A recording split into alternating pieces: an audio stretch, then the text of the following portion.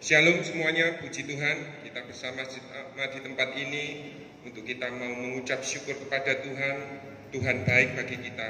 Penyertaannya dalam pekerjaan, dalam rumah tangga, dan hal apapun juga Tuhan baik bagi kita. Mari kita satukan hati dalam doa. Biarlah Tuhan melawat menjamah setiap kehidupan kita. Terima kasih Tuhan Yesus, Engkau baik bagi kami Tuhan. Saat ini kami datang, layakkan kuduskan hidup kami Tuhan. Kami mau memuji menyembah-Mu dalam roh dan kebenaran Tuhan. Hanya nama-Mu Tuhan yang kami sanjung, kami tinggikan di tempat ini Tuhan. Juga urapi kami semua hamba-hamba-Mu di tempat ini Tuhan. Terlebih Bapak Pendeta Widodo Tuhan. Biarlah apa yang menjadi isi hati-Mu Tuhan, Kau sampaikan melalui firman-Mu Tuhan. Dan firman-Mu boleh kami terapkan dalam kehidupan kami oleh karena kekuatan daripada-Mu Tuhan. Dari awal, pertengahan hingga akhirnya tutup bungkus dengan kuasa dan roh kudus-Mu Tuhan. Kami mau mengucap syukur dengan memuji menyembah-Mu Tuhan. Dan kami mau bertepuk tangan bersorak-sorai hanya di dalam nama Tuhan Yesus. Kami bawa persembahan ini. Di dalam nama Tuhan Yesus. Haleluya. Amin.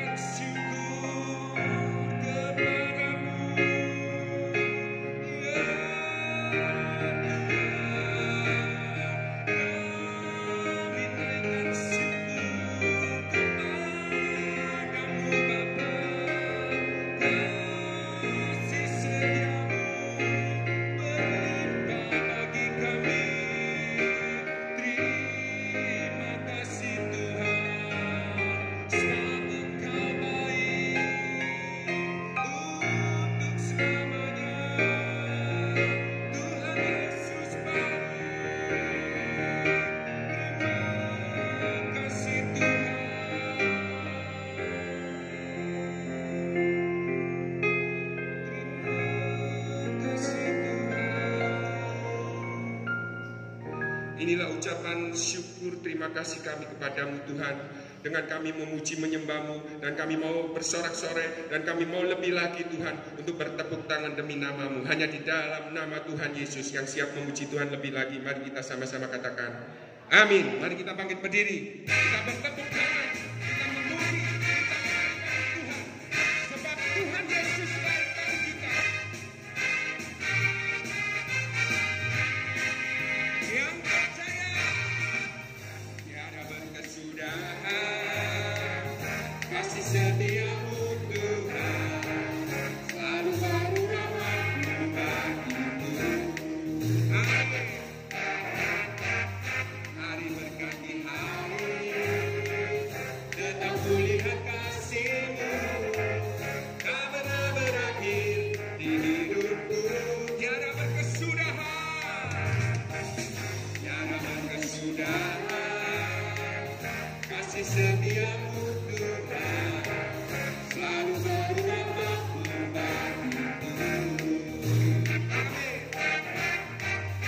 Hari berganti hari, tetap kulihat kasih-Mu, tak pernah berakhir di hidupku.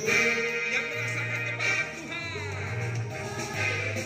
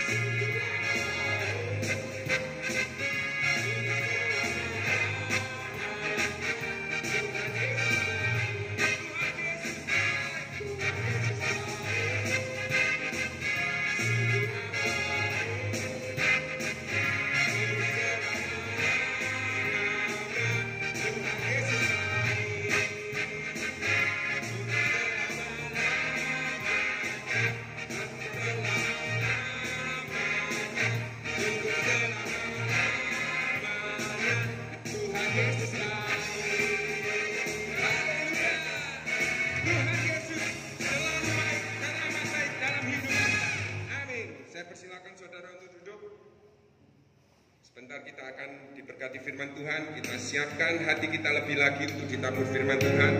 Kita mau fokus kepada Tuhan. Kalau Tuhan baik dalam kehidupan kita, kita nyatakan Tuhan Yesus baik.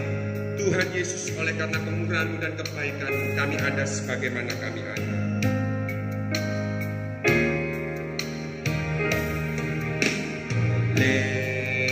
Karena kemurahan Tuhan, Ku ada sampai hari ini. Oleh karena kebaikan Tuhan, janji terjadi bagiku. Katakan oleh karena kebaikan.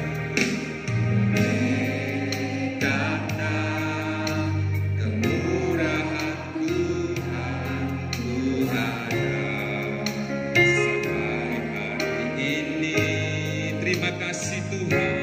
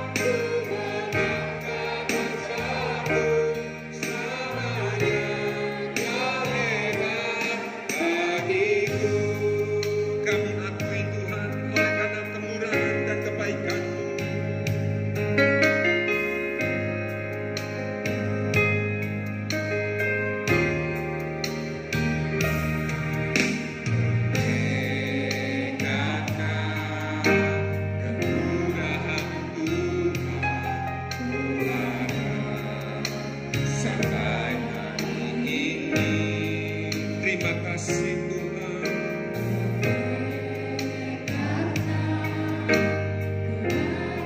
Sungguh kebaikan-Mu dalam hidup kami rasakan.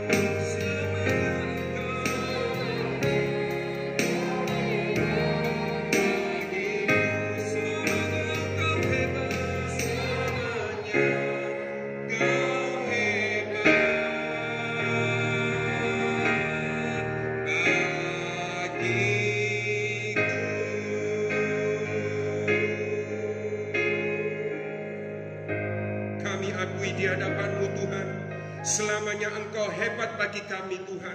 Terima kasih Tuhan, tiba saatnya Engkau mengurapi kami lebih lagi, termasuk hamba-Mu Bapak Pendeta Widodo, untuk menyampaikan kebenaran firman-Mu Tuhan. Apa yang menjadi isi hati-Mu Engkau sampaikan Tuhan, dan kami mau duduk diam menjadi murid yang siap dibentuk hanya di dalam nama Tuhan Yesus yang siap diberkati firman Tuhan. Mari kita sama-sama katakan amin. Saya persilakan saudara untuk duduk, waktu dan tempat saya persilakan.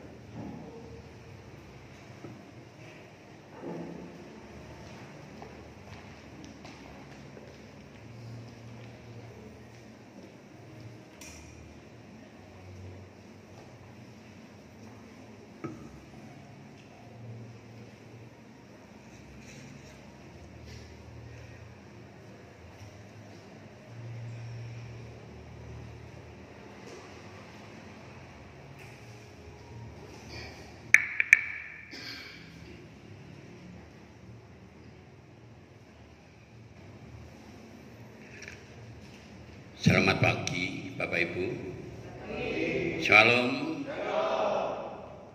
Bapak Ibu sehat? Puji Tuhan. Ya. Ini selalu kami tanyakan Bapak Ibu, karena di dalam situasi pandemi corona seperti ini, banyak saudara kita yang takut untuk beribadah. Tapi saya yakin Bapak Ibu di sini tidak akan ada halangan apapun untuk menghadap Tuhan. Kita dilindungi oleh Tuhan, tetapi apa yang seperti disampaikan beberapa saat waktu yang lalu, meskipun kita dilindungi Tuhan, kita juga harus setia, taat dan perintah-perintahnya. Ya. Kemarin kami sampaikan Yesaya 26 itu adalah sangat jelas sekali. Meskipun di dalam Mazmur 91 kita dijamin keselamatan kita, tetapi ada ayat juga bahwa kita harus berhati-hati. Tuhan menghendaki kita untuk diselamatkan semuanya. Terpuji nama Tuhan, Bapak Ibu. Ya memang kalau kita hidup di dalam Tuhan, kita bersama dengan Tuhan, tidak ada yang mustahil di dalam kehidupan ini. Kita hidup dipimpin oleh kuasa Roh Kudus. Apapun yang terjadi di dalam kehidupan kami, kita semuanya, kita pasti akan mendapat kemudahan-kemudahan, mendapat tuntunan, pimpinan dan bimbingan apapun juga. Sebelum kita menyampaikan kebenaran firman Tuhan, Bapak Ibu, kami sedikit akan bersaksi. Beberapa waktu yang lalu, tanggal 6 Oktober, kami menerima satu berkat anugerah yang luar biasa dari Tuhan. Waktu itu kira-kira sore jam 7,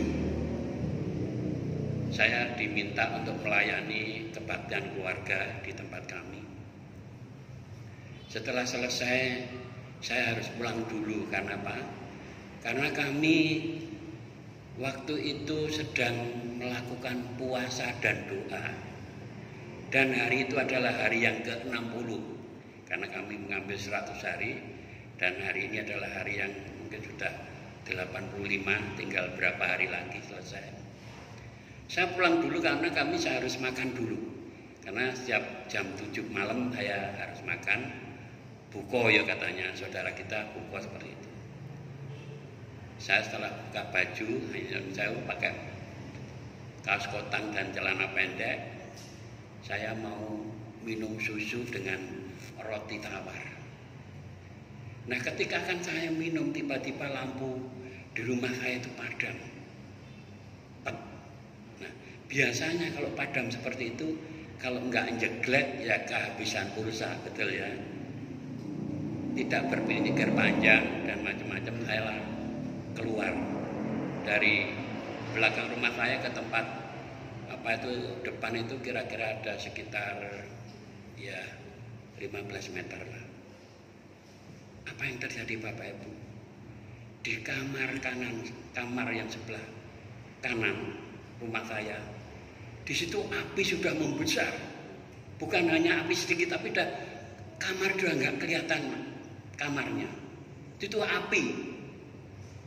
Saya dengan penuh keyakinan dan kepercayaan, ini kalau tidak saya cari di mana sumber api itu, nanti kalau sampai api itu keluar, di depan ada orang jualan bensin, mungkin akan menjadikan korban semuanya. Hanya cuma satu katanya, Tuhan Yesus tolong saya. Kata-katanya cuma itu. Akhirnya saya masuk di dalam api, saya ambil kasur busa yang sudah terbakar, saya bawa keluar Bapak Ibu. Sampai di luar memang rumah saya itu banyak perabot-perabot yang sudah kesangsang ke sana kemari dengan situasi gelap gulita ya. Api saya injak-injak. Belum mati terus saya ke belakang masuk ke kamar mandi mengambil air. Di situ kok ndelala itu ada timbul. Saya ambil satu timbul, saya gebyurkan di yang saya injak-injak tadi. Ini sudah mulai agak mati. Yang kasur satunya terbakar lagi Bapak. Saya cuman ya Tuhan, saya serahkan semuanya di dalam tangan-Mu. Dan enggak lama semua api bisa saya padamkan. Sendirian, enggak ada temannya. Kurang lebih 3/4 jam. Bayangkan Bapak Ibu, kalau ini bukan pertolongan Tuhan, saya yakin mungkin saya sudah terbakar. Tetapi saya enggak cedera sedikit pun. Ketika saya menginjak-injak kasur, di situ banyak pecahan-pecahan kaca beling yang itu. Tetapi saya menginjak-injak itu tadi dengan tanpa pakai alas kaki dan semuanya ini tidak ada yang cedera sedikit pun juga. Nah ini Bapak Ibu, ternyata setelah kami lihat siangnya itu ada casan HP. Karena itu kamar anak saya yang saat ini sedang dia kerja di Polres ini, baru pindah, jadi dia masih bersama dengan saya, pindah dari Surabaya, dari Polda, pindah ke Polres ini. Ya suami istri sing ceweknya itu juga polwan. Itu yang aneh lagi, semua di dalam kamar itu terbakar semua, termasuk lemari. Ada satu tas punggung, Bapak Ibu. Tas punggung itu tidak terbakar, padahal isinya itu adalah surat-surat penting. Dan lagi di situ ada uang sebesar 200. Lah uang itu adalah uang jatahnya polsek-polsek yang di seluruh Kabupaten Jombang itu adalah merupakan uang bensin. Andai kata itu terbakar, saya nggak bisa bayangkan 200 juta, Bapak Ibu. Nah, apa yang kita ambil dari dari kesaksian saya ini, Bapak Ibu harus hati-hati. Kadang-kadang anak-anak kita itu sembrono, ngecas HP. Baiknya kalau udah ngecas udah penuh, diambil aja. Ini peringatan bagi kita, dan mungkin juga bagi Bapak Ibu sekalian. Untung rumah saya itu enggak sampai terbakar habis. Kalau Bapak Ibu nanti melihat foto-fotonya itu enggak masuk akal. Kalau itu saya sendiri yang memadamkan. Dan kerusakannya seperti itu. Kami perbaiki, kami cat itu baru 15 hari 5 orang baru selesai. Bapak Ibu yang dikasih Tuhan, sekali lagi kami mengingatkan untuk HP, untuk anak-anak kita, hati-hati sekali, jangan sembrono. Kalau sudah seperti itu, kalau sampai menjalar kemana-mana, bukan kita sendiri yang dirugikan, tetapi juga tetangga kanan kiri kita. Amin Bapak Ibu. Oleh sebab itu sekali lagi kami ingatkan, dalam situasi seperti ini, ya memang HP itu adalah satu-satunya perangkat kita. Kalau kita pergi aja, kalau ketinggalan dompet tidak apa-apa, tapi kalau ketinggalan HP kadang-kadang itu kembali lagi, betul ya? Karena salah satu alat komunikasi, tetapi juga harus hati-hati juga di dalam mensikapi atau memperlakukan HP itu untuk mulai dari ngecas atau penggunaannya dan lain sebagainya. Bapak Ibu yang dikasihi Tuhan, pada pagi hari ini kita akan belajar lagi tentang kebenaran firman Tuhan. Kalau kemarin kita sudah belajar pertama tentang keselamatan, bagaimana kita diselamatkan. Kita juga sudah belajar tentang hamba, bagaimana pengabdian seorang hamba. Dan pagi ini kita diberi tema yang judulnya adalah Kristus adalah pengharapan dan kemuliaan. Kristus adalah pengharapan dan kemuliaan, diambil dari Kolose 1 ayat 24 sampai 29. Kami mohon tolong Mas Joko untuk membawakan firman Tuhan ini. Kolose 1 ayat 24 dengan 29. Kolose 1 ayat yang ke-24 sampai yang ke-29. Demikianlah bunyi firman Tuhan.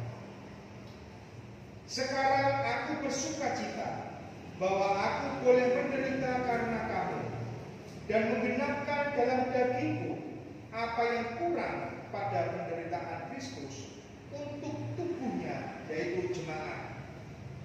Aku telah menjadi pelayan jemaat itu sesuai dengan tugas yang dipercayakan Allah kepadaku untuk meneruskan firman-Nya dengan sepenuhnya kepada kamu, yaitu rahasia yang tersembunyi dari abad ke abad dan dari turunan ke turunan, tetapi yang sekarang dinyatakan kepada orang-orang kudus-Nya.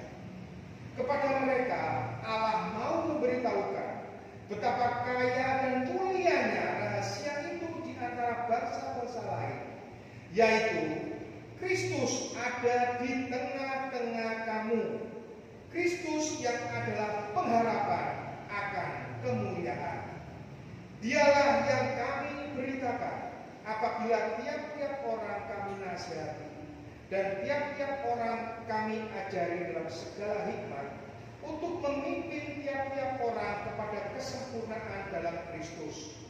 Itulah yang kuusahakan dan kupergumulkan dengan segala tenaga sesuai dengan kuasa-Nya yang bekerja dengan kuat di dalam aku. Amin. Berbahagialah bagi siapa yang mendengarkan firman Tuhan ini, terlebih yang mau melakukan di dalam kehidupan sehari-hari. Bapak Ibu yang dikasihi Tuhan, dari Kolose 1 ayat 24 sampai 29 ini, ayatnya diambil dari Kolose 1 ayat 27 ya, yang begini bunyinya. Kepada mereka Allah mau memberitahukan betapa kaya dan mulianya rahasia itu di antara bangsa-bangsa lain, yaitu Kristus ada di tengah-tengah kamu. Kristus yang adalah pengharapan akan kemuliaan. Terpujilah nama Tuhan, Bapak Ibu. Mari kita bersama-sama merenungkan firman ini. Apa yang dimaksud dengan Kristus adalah pengharapan dan kemuliaan? Kita tahu semuanya. Bahkan juga ada yang belum paham tentang siapa Kristus sebetulnya. Ini merupakan suatu surat Rasul Paulus kepada jemaat di Kolose, di mana Kolose adalah salah satu kota bagian dari provinsi Romawi di bagian barat Turki. Letaknya kurang lebih 15 km ke arah timur di lembah Likus, dari Makedonia, dari Efesus ke timur. Ini adalah salah satu kota Kolose yang dimana di tempat itu banyak saudara kita, banyak umat-umat Kristen yang percaya kepada Kristus sebagai Tuhan dan Juru Selamat. Siapakah Rasul Paulus, Bapak Ibu? Karena ini adalah merupakan apa yang disampaikan kepada jemaat di Kolose itu merupakan satu surat penggembalaan. Karena apa? Karena Rasul Paulus sendiri belum pernah datang ke Kolose. Lah mengapa ke orang Kolose sudah kenal dengan Kristus? Mengapa dia sudah kenal dengan Injil? Ini adalah suatu buah pelayanan Rasul Paulus ketika dia melayani di daerah Efesus. Ya. Jadi ini adalah satu buah pelayanan. Kalau Bapak Ibu dipakai oleh Tuhan untuk melayani sesuatu di tempat jauh dari tempat ini, pasti nanti akan ada buah-buah yang akan membawa kebenaran-kebenaran firman kepada orang lain, sama seperti di daerah Kolose. Siapakah Rasul Paulus? Paulus dilahirkan di daerah Troas, ya, dan sebagai warga negara Roma. Dia adalah suku Benyamin, ya. Nah, Rasul Paulus semua saya kira sudah tahu bahwa siapakah Rasul Paulus itu seorang yang waktu itu dia adalah seorang yang anti Kristus.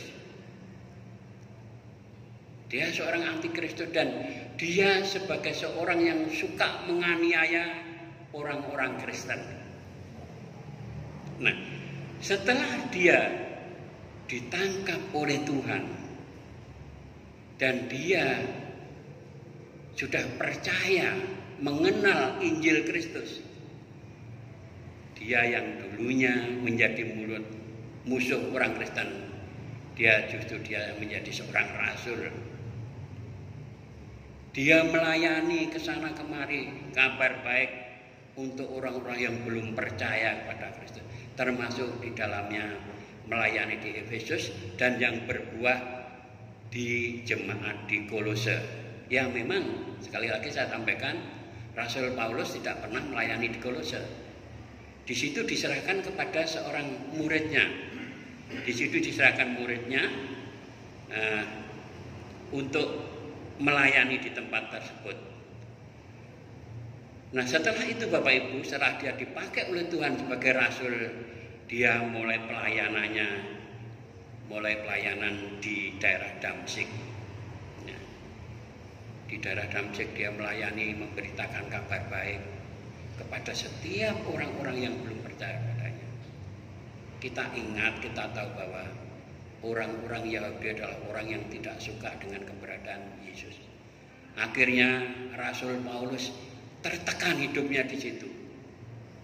Akhirnya dia lari ke Yerusalem dan di situ dia dipertemukan dengan hambanya yaitu Barnabas, dan oleh Barnabas dikenalkan kepada orang-orang pengikut Tuhan, orang-orang pelayanan untuk bergabung di dalamnya.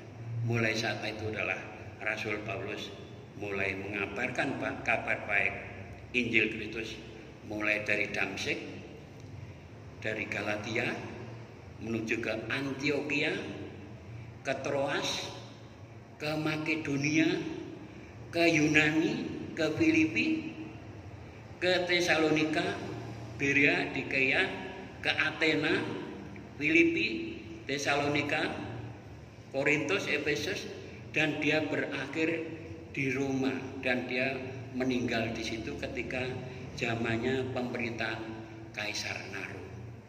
Mengapa ini kita sampaikan tentang Kolose, tentang Rasul Paulus? Supaya nanti renungan kita itu bisa lebih mengena. Bapak Ibu nanti kalau baca di dalam firman Tuhan, ini semua yang kami sampaikan memang semua firman Tuhan, ya, secara alkitabiah, bukan kok ngarang-ngarang, bukan. Ini adalah firman Tuhan alkitabiah yang kami juga mendapatkan pengajaran dari guru-guru saya waktu itu. Pada Bapak Ibu yang dikasihi Tuhan, pada bacaan Kolose 1 ayat 24-9 ini tadi sudah saya sampaikan adalah merupakan satu surat penggembalaan. Artinya apa? Bahwa surat penggembalaan itu berisi tentang petunjuk, tentang teguran, tentang tekanan, dan lain sebagainya. Nanti akan kita kupas bersama-sama. Bapak Ibu yang dikasihi Tuhan, Jemaat Kolose sudah pernah mendengar tentang Injil, tadi sudah sampaikan, karena hasil dari Rasul Paulus melayani di jemaat di Efesus. Dan di situ di jemaat di Kolose digembalakan oleh salah seorang muridnya yang bernama Epapras. Salah satu murid Yesus, ini bisa dibaca di Kolose 1 ayat 7 ayat ke depan. Tetapi apa yang terjadi setelah digembalakan oleh Epapras? Di situ terjadi banyak kendala, banyak masalah yang terjadi. Masalahnya itu apa, Bapak Ibu?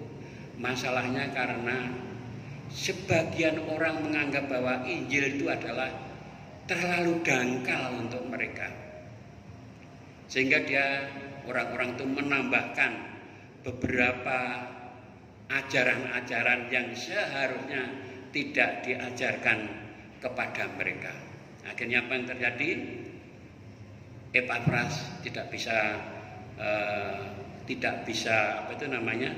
mengatasi hal tersebut. Akhirnya dia pergi ke Roma untuk datang pada Rasul Paulus untuk minta pendapat, minta bimbingan apa yang harus dilakukan. Bapak Ibu yang dikasihi Tuhan, ada dua hal yang disampaikan oleh Epapras kepada Rasul Paulus. Yang pertama, Epapras menyampaikan tentang ketaatan jemaat, tentang pengajaran Injil, sehingga Rasul Paulus menyampaikan apresiasi kepada jemaat di Kolose. Bisa dibaca di Kolose 1 ayat 3-4 ya. Ini yang pertama. Meskipun ada beberapa aliran-aliran yang tidak dikehendaki di situ, tetapi Epapras menyampaikan bahwa jemaat di Kolose adalah jemaat yang taat kepada Tuhan. Dia percaya pada Yesus. Dia percaya tentang keselamatan yang diberikan Yesus kepada semua orang-orang yang percaya. Itu yang pertama. Yang kedua, ada kesalahpahaman ya yang disampaikan kepada Rasul Paulus. Epapras mengatakan di tempat kita ada salah pemahaman dalam menafsirkan Injil bagi sebagian orang, sehingga mengakibatkan ajaran tersebut sesat, di mana ajaran-ajaran tersebut tidak sesuai dengan Injil Kristus yang diajarkan Rasul Paulus kepada jemaat-jemaat yang lain. Nah, Bapak Ibu yang dikasihi Tuhan, ajaran-ajaran sesat tapi timbul karena penambahan dari apa yang sudah tertulis di dalam Injil. Karena berita di dalam Injil adalah tidak bisa ditambah dan tidak bisa dikurang. Tetapi ada beberapa orang, tidak semuanya, mengatakan bahwa ajaran itu adalah ajaran yang terlalu dangkal. Akhirnya dia menambahkan dengan apa? Dengan cara menambahkan keyakinan-keyakinan sebelum Kristus di tempat itu. Seperti contoh misalnya kalau di tempat kita ya, di Pulau Jawa katanya, Injil sudah final, iya dan amin. Tetapi masih diajarkan juga tentang kita adakan selamatan 7 hari, ya, 40 hari. Ini tidak ada ajaran di dalam Injil, di dalam Kristus tidak ada. Kalau itu merupakan kita mengadakan persekutuan, kumpulan, itu ucapan syukur, tidak apa-apa. Tapi kalau sudah mengarahkan bahwa kita mengadakan selamatan supaya orang yang sudah meninggal tadi diselamatkan, ini adalah ajaran yang salah, sehingga akan menyesatkan. Kalau ada orang sakit contohnya, kita pergi ke tempat-tempat yang ke tempat-tempat yang dianggapnya bisa menyembuhkan dengan membakar dupa dan lain sebagainya. Ini adalah ajaran yang menyesatkan. Ini pun juga terjadi di tempat kita, Bapak Ibu. Bapak Ibu yang dikasihi Tuhan, mungkin Bapak Ibu belum pernah tahu ya, saya adalah percaya Yesus baru tahun 90. Tahun 90 saya menjadi percaya Yesus. Bukan karena saya melakukan sesuatu atau menginginkan sesuatu, tetapi itu adalah murni kami dipanggil oleh Tuhan. Karena apa? Hampir sama dengan yang dilakukan oleh Rasul Paulus. Saya dulu adalah orang yang paling gak suka dengan orang Kristen. Saya nggak suka dengan apa yang diajarkan oleh kebenaran firman dengan firman kekristenan. Sehingga waktu di dinas saya selalu menentang. Kalau kantor saya dipakai untuk persekutuan orang-orang Kristen, setelah selesai saya suruh ngepel.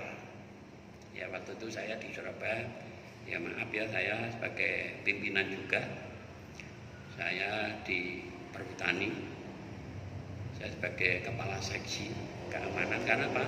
Basic saya adalah saya dari TNI.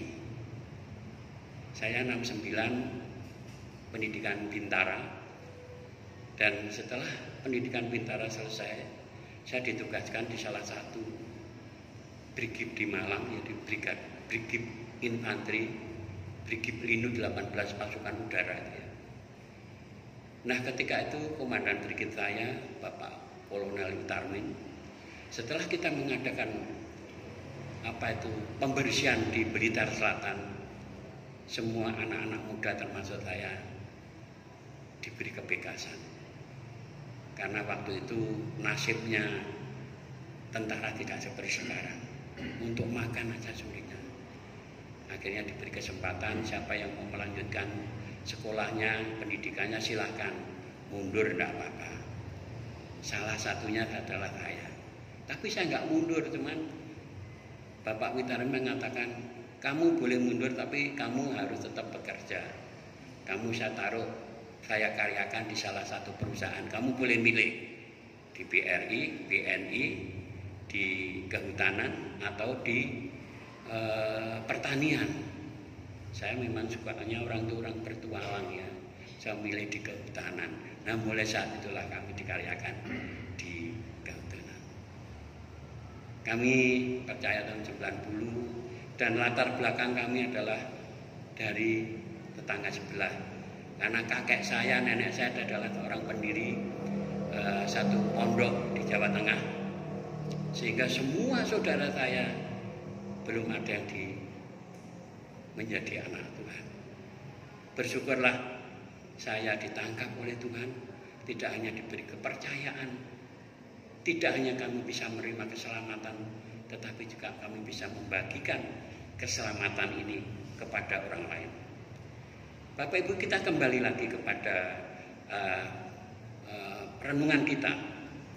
Di dalam kesalahpahaman dan penafsiran Injil bagi sebagian orang, sehingga ia mengakibatkan ajaran yang sesat, di mana ajaran tersebut tidak sesuai dengan Injil Kristus dan diartikan dan ditafsir menurut akal dan pikirannya sendiri.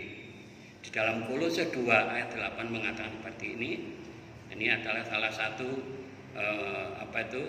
peringatan Rasul Paulus kepada jemaat di Kolose lewat suratnya. Hati-hatilah supaya jangan ada yang menawan kamu dengan filsafatnya yang kosong dan palsu menurut ajaran turun-temurun dari roh-roh dunia, tetapi tidak menurut Kristus. Ya, dalam Kolose 2 ayat 8. Jadi ajaran-ajaran sebelum Kristus itu memang ada, Bapak Ibu. Mungkin kalau di sini animisme, dinamisme ya. Ini masih dicampur aduk dengan itu. Jemaat Kolose melakukan seperti itu.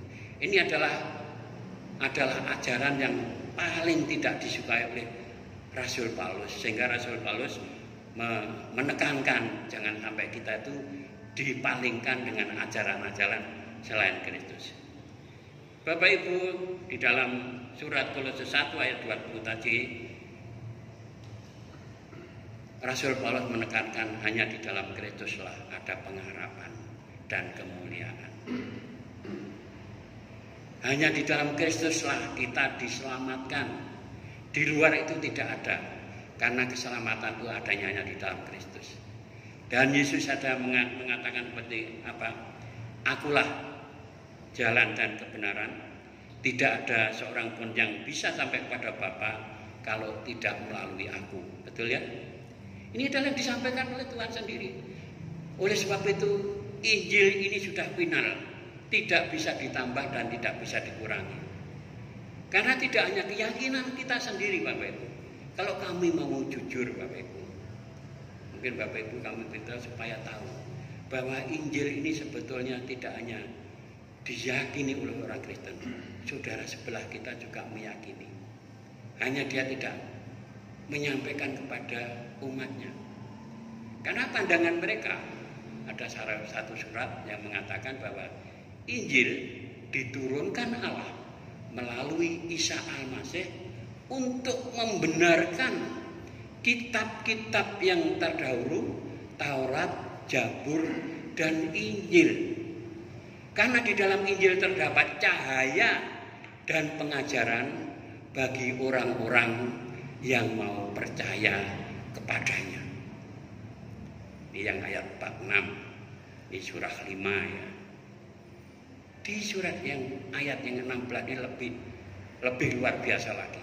Dari kitab itu, yang maksudnya dari kitab itu adalah dari Injil, Allah membawa manusia dari gelap menuju terang.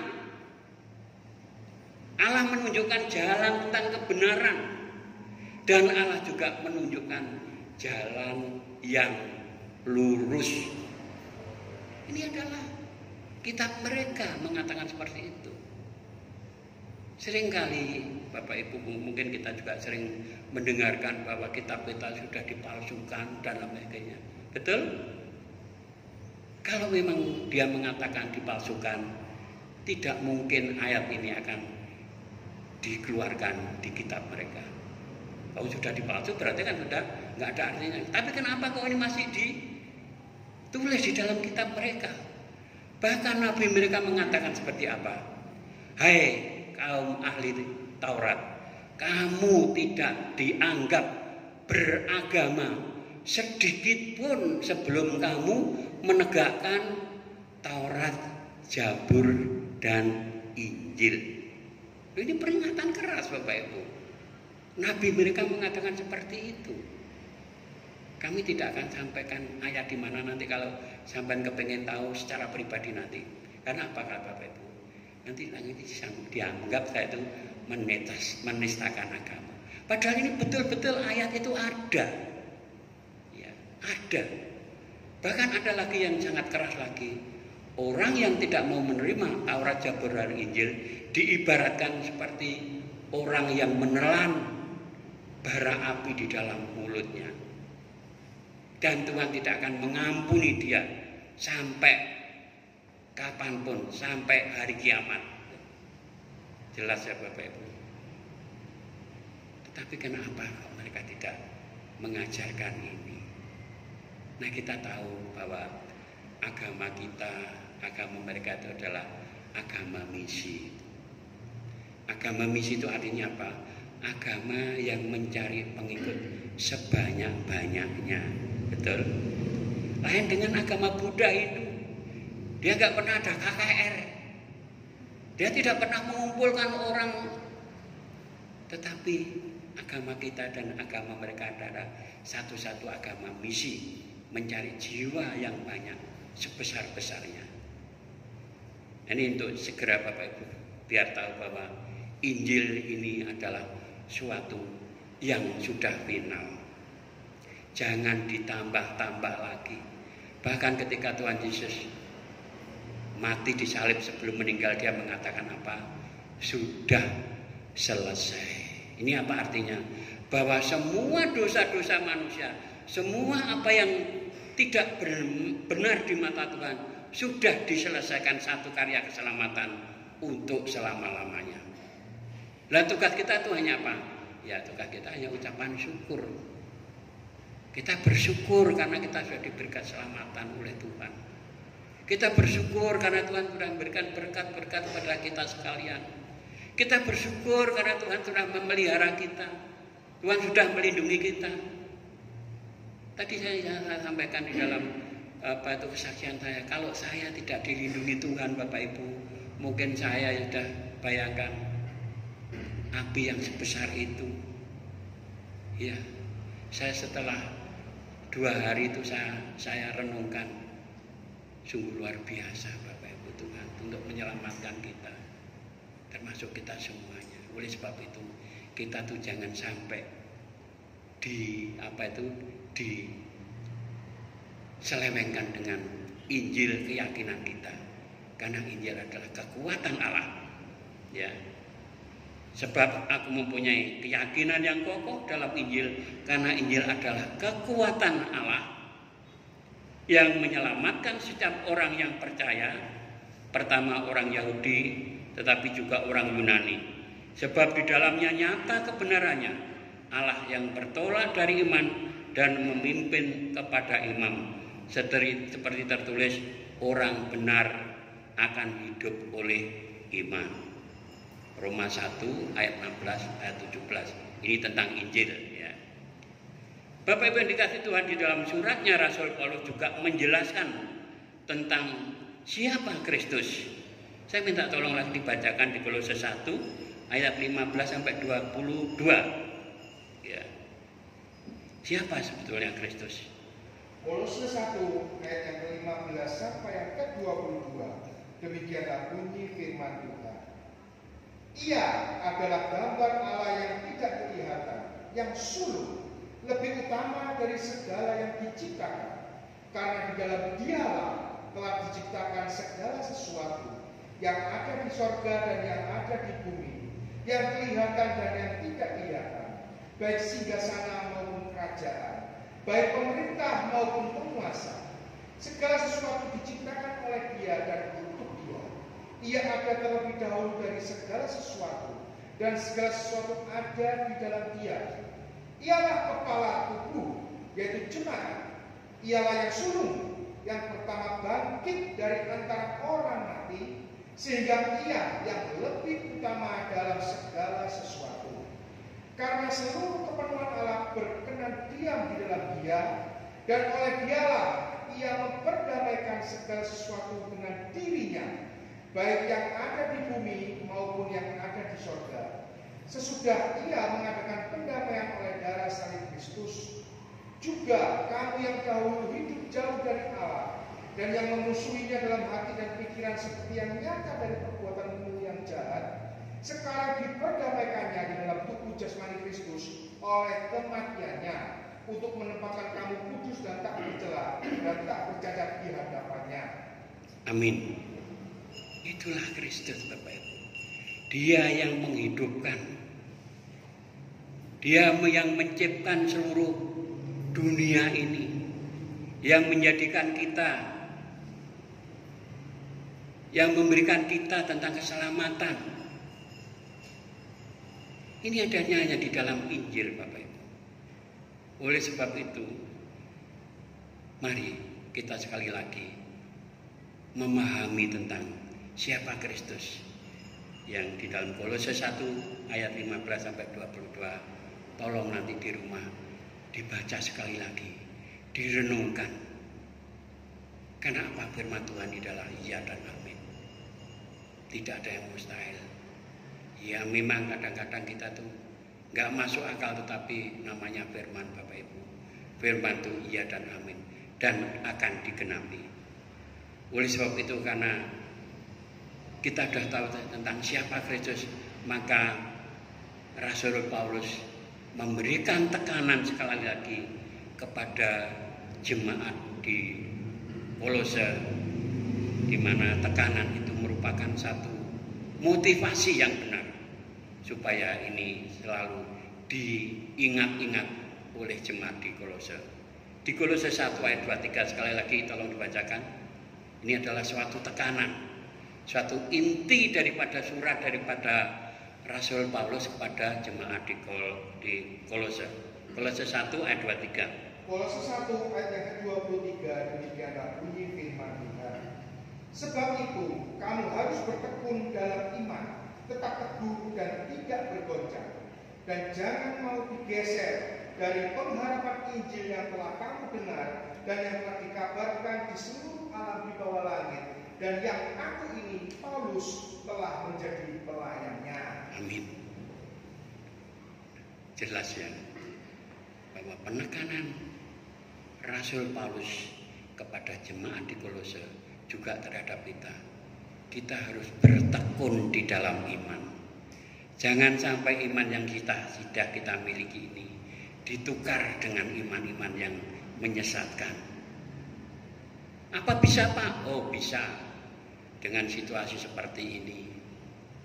Beberapa waktu yang lalu, ya 1 bulan yang lalu, saya mempunyai pelayanan di daerah Rogo Jambi, Bapak Ibu, di gereja GKT. 10 tahun yang lalu saya menyelamatkan satu keluarga, tapi sekarang dia sudah mempunyai tempat untuk ibadah sendiri. Sudah luar biasa. Nah, suatu ketika saya ditelepon oleh salah satu jemaat bahwa dia dan teman-teman lainnya itu dipengaruhi oleh orang-orang, karena mereka itu juga mantan orang saudara kita, sehingga maunya mau dikembalikan lagi. Dan dijanjikan ada salah seorang teman kita juga di situ, jemaat kita mempunyai tanah yang luas. Dia mau mengampung untuk mendirikan satu bangunan, ya katakan musola lah di situ. Terus ini bagaimana, Pak? Saya datang ke sana, Bapak Ibu. Dan tempatnya tidak hanya enggak seperti di kota ini. Dari Rogo Jambi masih naik ke atas. Dari mobil saya berhenti sampai ke tempat itu masih berjalan kurang lebih 2 kilo. Apakah kita harus mundur? Tidak. Kita datangi juga orang yang mau pakai itu. Kami sampaikan, mereka percaya Yesus bukan karena saya yang mengajak. Jadi kalau Bapak mau mengembalikan lagi, jangan dipaksa. Iman seseorang itu tidak bisa dipaksakan. Sama dengan Bapak mau percaya Yesus, mau ikut saya, tentunya enggak. Oleh sebab itu, ya biarlah berjalan sesuai dengan rencana Tuhan. Oleh sebab itu sekali lagi saya mohon, jangan diganggu jemaat yang sudah berjalan dengan baik ini, supaya tidak terjadi kegaduhan. Bisa Bapak Ibu dimanapun juga, mungkin di Jombang juga begitu, terutama anak-anak yang muda-muda itu. Mungkin karena dia cari pekerjaan gak dapat, terus dijanjikan juga nyambut gawe melok aku, yang penting gue gelem melok. Apa itu keyakinan saya? Banyak yang terjadi seperti itu. Bahkan juga anak-anak perempuan, dia karena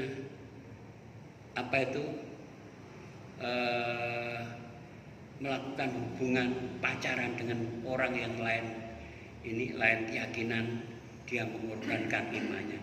Ini sangat-sangat kami sayangkan, Bapak Ibu. Oleh sebab itu monggo Bapak Ibu kalau punya saudara, punya putra, ya, jagalah dia imannya.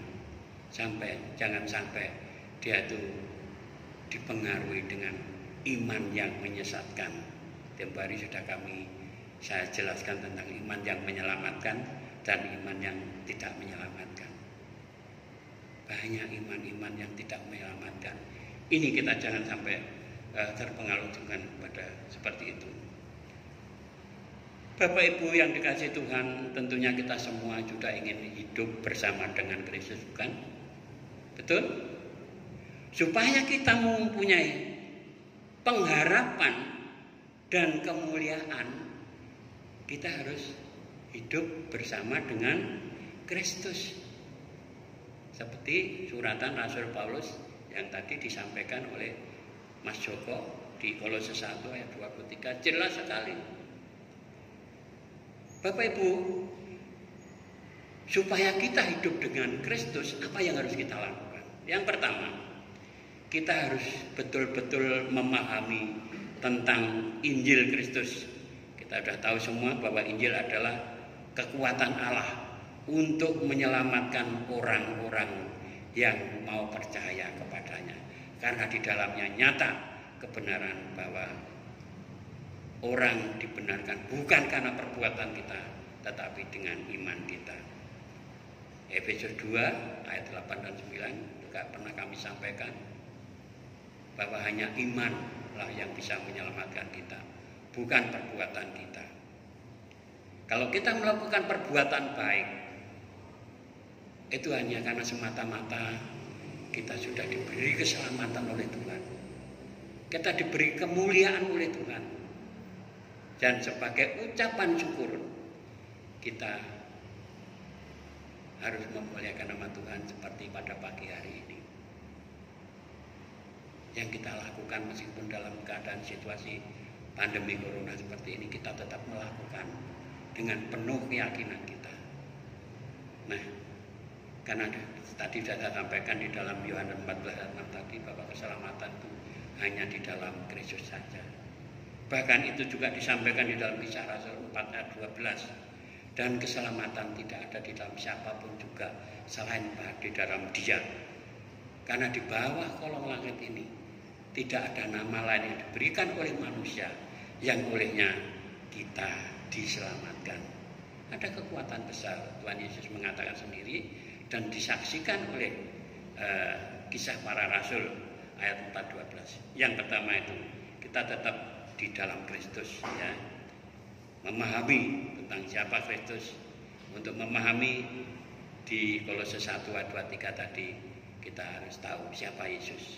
Yang kedua, janganlah kita mengikuti ajaran-ajaran sesat yang tidak bersumber daripada Injil, menafsir nubuatan modern dalam kitab suci dengan akal pikiran dan kehendak sendiri, ya. Karena nubuatan dihasilkan bukan kehendak manusia tetapi oleh dorongan Roh Kudus. Orang berbicara atas nama Allah, ya.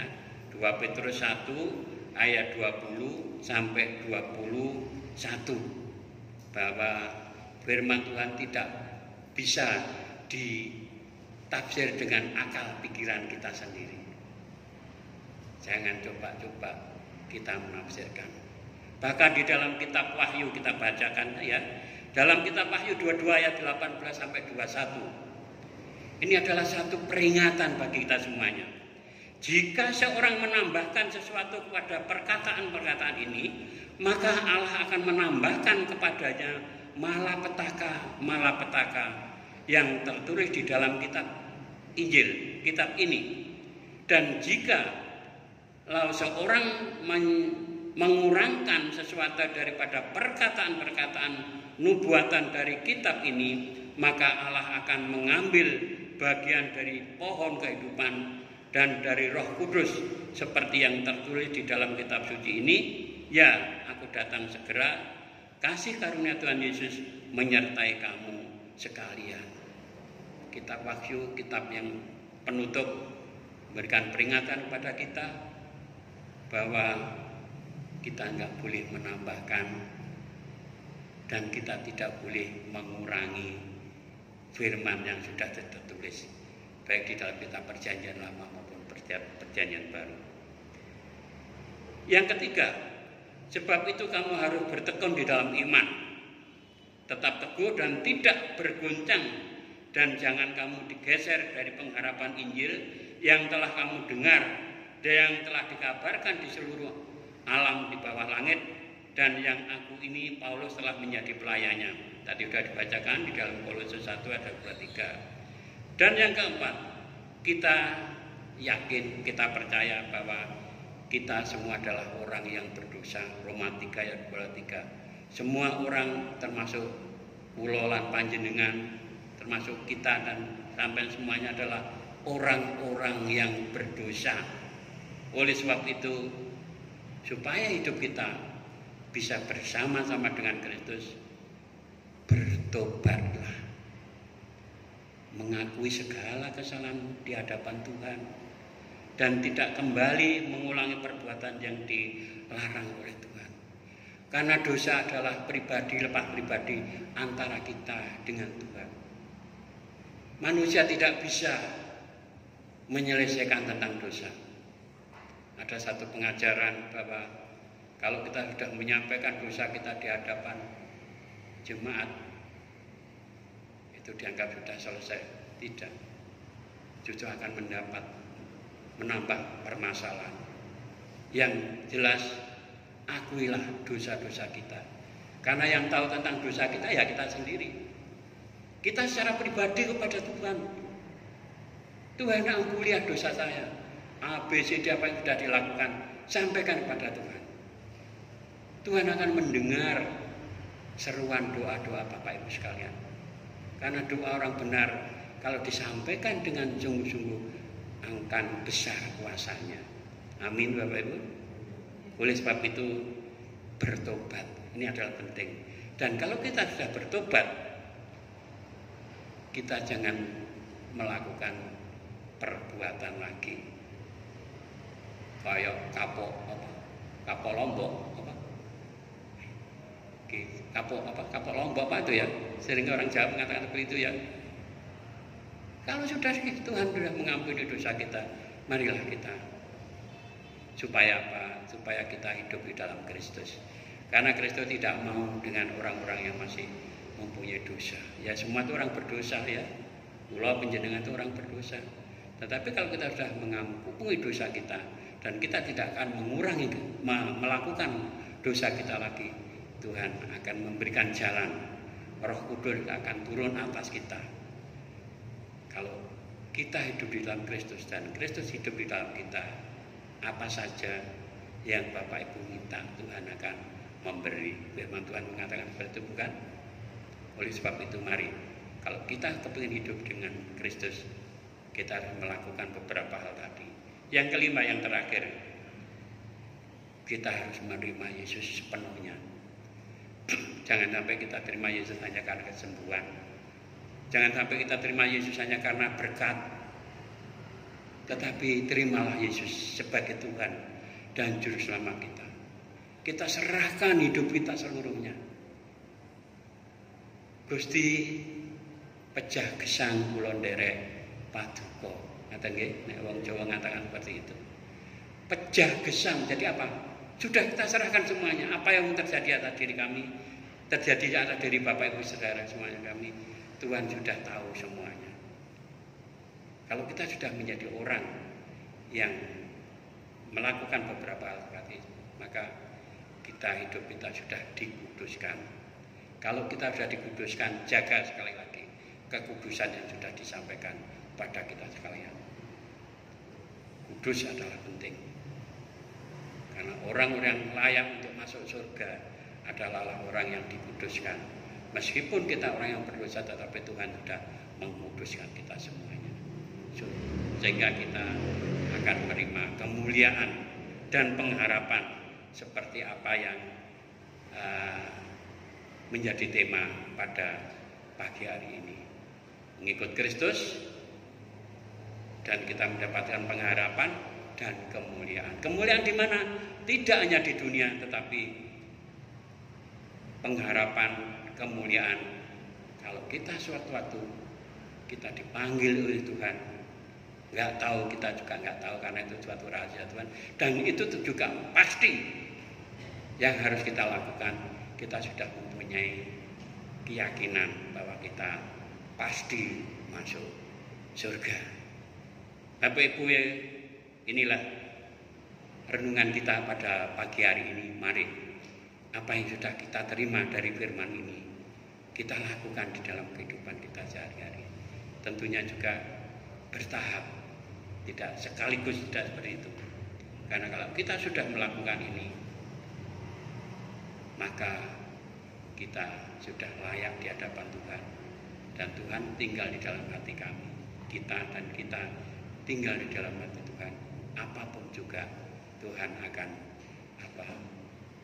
menyertai kita, baik di dalam kehidupan sehari-hari kita maupun di dalam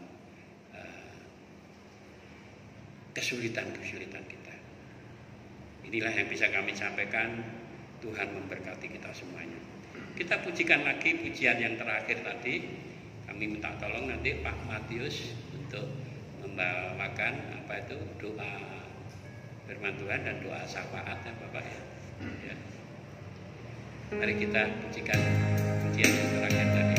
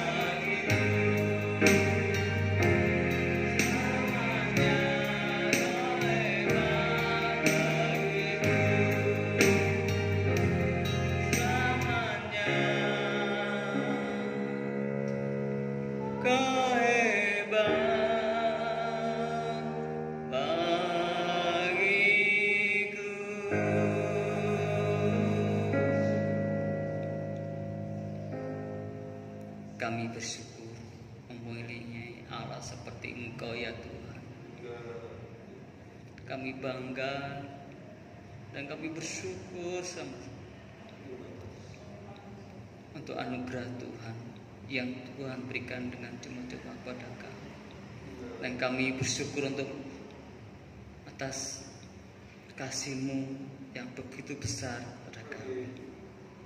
Terima kasih Tuhan. Pagi hari ini kami bersyukur untuk firman Tuhan yang Tuhan sudah taburkan pada pagi hari ini. Kiranya Tuhan, firman Tuhan ini dimenteraikan dalam hati kami, dan biar kami dapat melakukan setiap firman yang Tuhan sudah berikan pada kami untuk kami lakukan di dalam kehidupan kami sehari-hari. Terima kasih Tuhan. Engkau berkati Bapak Pendeta Widodo yang sudah Tuhan pakai untuk memberkati kami. Kiranya Tuhan terus menambah-nambahkan hikmat urapan yang dari surga atas hamba-Mu, dan Engkau berkati hamba-Mu dengan kesehatan, dengan berkat yang melimpah, juga keluarga dan pelayanannya Tuhan. Terima kasih Tuhan Yesus. Tuhan, pagi hari ini kami berdoa untuk bangsa dan negara. Kiranya Tuhan menolong bangsa kami, memulihkan bangsa kami, bahkan Tuhan memberkati bangsa kami. Tuhan tolong pemerintahan bangsa kami yang dipimpin oleh Bapak Jokowi. Kiranya Tuhan memberkati setiap program-programnya. Kiranya Tuhan menolong beliau beserta para kabinet yang membantu di dalam pelaksanaan di dalam pemerintahan Bapak Jokowi ini Tuhan. Kiranya diberkati oleh Tuhan, dan setiap program-programnya membawa kesejahteraan bagi bangsa Indonesia ini Tuhan. Engkau berkati bangsa Indonesia ini, juga Tuhan memulihkan baik dari politik, ekonomi, bahkan dari kesehatan yang sedang dilanda atau yang dialami oleh bangsa kami ini. Kiranya Tuhan menolong. Kiranya Tuhan juga menolong memulihkan bangsa ini Tuhan dari bencana, dari virus corona ini Tuhan, supaya Tuhan menolong saudara kami yang terkena dampak. Mereka boleh dijamah oleh Tuhan, mereka boleh disembuhkan oleh Tuhan, sehingga mereka juga boleh kembali